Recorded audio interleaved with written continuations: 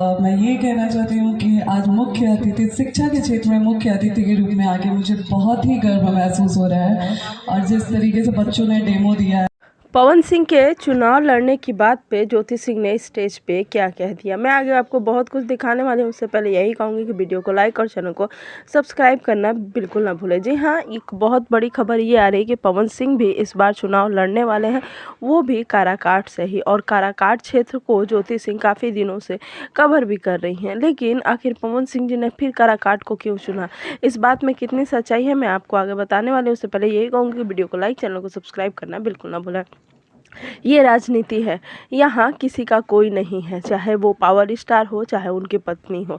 वही ज्योति सिंह जो पिछले साल पवन सिंह का चुनाव प्रचार कर रही थी, आज अपना कर रही हैं। और वही पवन सिंह जो ज्योति सिंह का हाथ थामे हुए पिछले चुनाव में सबको साथ निभाने की बातें कर रहे थे, और आज अलग अलग है। मतलब कि दोनों ही अपने छवि को बनाने में लगे हुए हैं। लेकिन ज्योति सिंह को ये चीज़ें शायद अच्छी नहीं लगी हैं, लेकिन उन्होंने कुछ कहा नहीं, बस अपने पति की तारीफ करती हुई नजर आई। आपको क्या लगता है, पवन सिंह ज्योति के खिलाफ चुनाव लड़ेंगे या कहीं और से लड़ेंगे? हमें कमेंट्स में ज़रूर बताएं।